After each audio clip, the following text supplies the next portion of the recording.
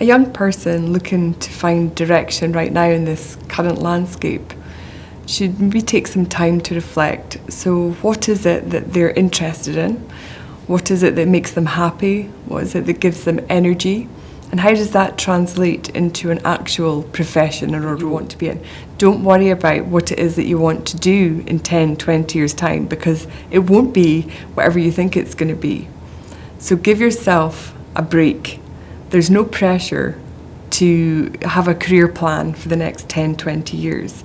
Think about what you want to do right now and how you can achieve it, and the rest will fall into place. There's lots of opportunities out there that you won't be aware of. So ask for help. Ask people how you can find out more.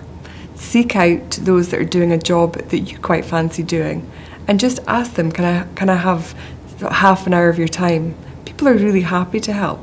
And if someone asks me, I want to find out a bit more about coaching or being a talent manager, I'm always more than happy to give some advice or to give some background to my role, and other people will be happy to do the same. Spend some time setting goals for yourself. So in 20 years' time, you will not be doing the job that you imagine you will be doing right now, most likely. So what is it that you want to do right now? Set some goals for yourself. So in a year's time, what would you like to be doing? It doesn't need to be an exact role. Do you still want to be where you are right now? Do you want to be in a different country, a different city? Do you want to be working with people? Do you want to be working in silo, like on your own? Do you prefer your own company? Do you prefer to be more collaborative? Do you prefer to research? Do you prefer to present? It's really thinking about what it is that's going to get you up in the morning, and then go and find out how you do that and get paid for it. So be Batman if you want to be Batman, but how are you going to become Batman?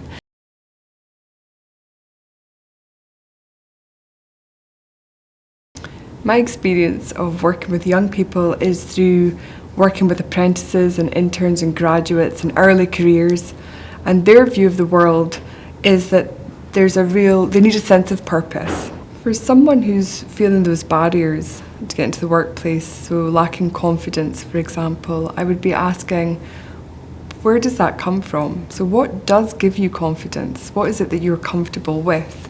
And equally, what is it that you're not comfortable with? So it's digging that a little bit deeper to find out where that feelings come from, because our own internal voice tells us lies. We will automatically go to the negative because that's the easiest place for our brains to go to. So I would say challenge yourself to figure out what you are good at, what you do enjoy, and what gives you energy and what gives you confidence, and take it from there. Those barriers are there in your mind. They're not real barriers. So it's for you to really figure out how you overcome them yourself. So there's a really easy way to start to build confidence to do that. And there's a few strategies. So the first one is to rehearse what you're going to say. So if it's an opening line or it's a message that you need to get across, is to rehearse a couple of opening lines, introducing yourself, something that you're going to say over and over. When you say it, your mouth remembers it, so you've got like a mouth memory, so you don't stumble over your words so much. Also your breathing, so when you're nervous, your breath comes up into your chest, so it sounds like quite quiet and can be a bit more quivery.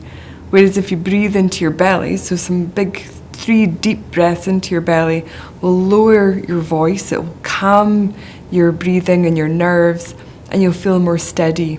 And even how you sit, so sitting with both feet planted on the ground, so you feel grounded, it helps your breathing. So when you're sitting like cross-legged, it doesn't actually help your breathing when you're talking, you're nervous, so you want to have your both feet straight on the ground. And also eye contact, smiling makes you feel better. And if you smile at someone, they'll smile back at you. So that's a really easy strategy just to help your nerves in that very first moment when you walk into that room.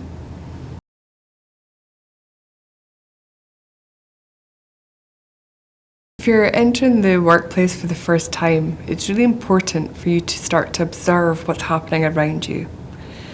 If you're not sure how you're meant to act, because I hear that quite often, I don't know what I'm supposed to do, I don't know who I'm supposed to speak to, I don't know what I'm supposed to say, is just take the time to observe and mirror back what you see.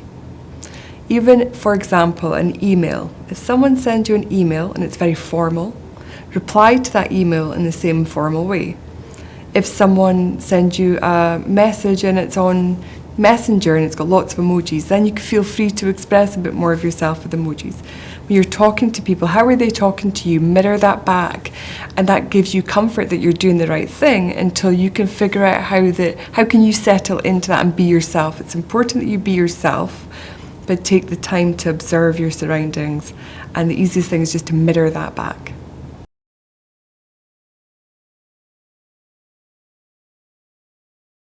So coaching is a conversation with purpose. So it's not counselling, it's not delving into the past, it's not mentoring, so a coach won't give you advice or give you their opinion. It's purely about asking really powerful questions, because we all have the answers within ourselves. So a coach will ask the questions to unlock what it is that person's looking for. So it could be around setting goals, it could be changing behaviours, and what lies beneath that. So a coach will explore that and encourage that person to figure out how they might change those behaviours or reach those goals.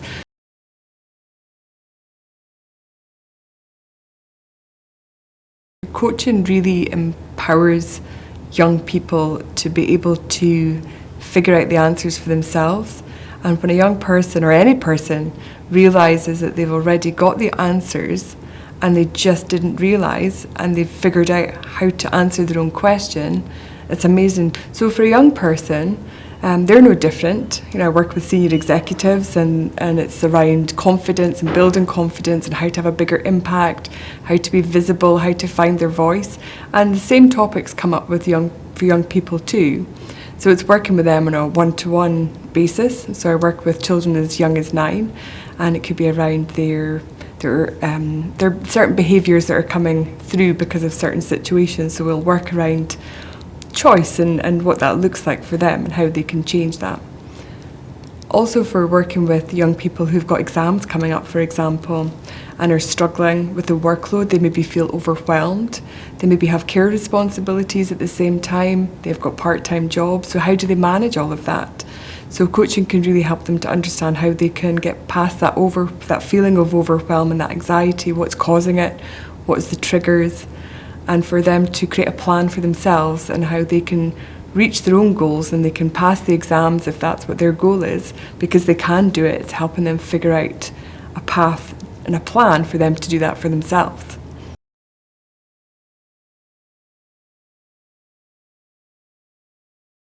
Yes, I'm really excited about this course that I've developed for young people to become a professional coach. So just like I've gone through training and accreditation and have to have experience and knowledge to be a coach, I'm going to give that same skills and training and knowledge and practice to young people so that they have the skills to be an active listener, to be able to connect with someone, to feel really empowered that they're leaving school with a new profession under their belt already, but they're able to help their peers. So for young people, might not necessarily listen to the adults, and that's fair enough because we don't always know the answer, but they listen to each other. So if young people can coach each other around certain issues or barriers or building on the strengths that they already have, then they're much more likely to listen to each other, but they've got the skills to coach their parents, to coach their teachers, to coach each other, to coach their younger siblings. And the skills that they will have means that that's transferable across all professions. Any location, we all have to interact with people, regardless of the role that we're in. And coaching skills gives you the knowledge and the experience to know how to connect with someone on that level that makes them feel listened to, makes them feel valued. So you build really strong relationships as a coach with people because you understand how someone works and how to connect to them. So one is designed for schools, so senior pupils, so 5th and 6th year. So that becomes part of the curriculum. And it's a 60-hour course, so it's quite intensive. And it's delivering all the skills that you need to be a professional coach. So within that, there's the skills themselves around being able to ask powerful questions, being able to actively listen, to be able to reflect back on what you've observed. And there's also the practice that comes with that. So the pupils will coach each other and get their own clients, and they'll record those sessions and they'll be assessed on that. And they'll also have loads of resources for them and videos to watch and things to read around being a coach. And also the courses are to really help them build their own coaching practice as well. So they have their own real clients by the end of the course. So they've got a real opportunity to add a differentiator to their CV. So they're, as they leave school, they've got their hires, they've got their Nat 5s, but they're also a professional coach. And that's what makes the difference on their CV. I was coaching a young person, it was just their first job, and working in quite a large organisation where they were responsible for hosting quite senior meetings with their manager. And they found it really difficult to stand up in front of a room of senior professionals and to challenge back and to be able to control some of the conversation and facilitate some of the conversation. So the coaching was around building the confidence to be able to do that. And we looked at ways of identifying what the triggers were for that person. So they would get really nervous, really anxious, tight feeling in their body, their words wouldn't come out, and they just felt like they were standing like a bit of an idiot. That was their words, that's how they felt. Whereas coaching helped them appreciate, where did that trigger come from? How did they recognise that feeling coming into their body rather than it just happening to them? And then we worked on strategies to help them manage those feelings of nerves, and to also project their voice to be able to get their message across without sounding nervous, even though they were quivering and nervous inside. And a few times of that practice, they were able to do that quite naturally. So practice really is the key for someone who is trying to create a new habit.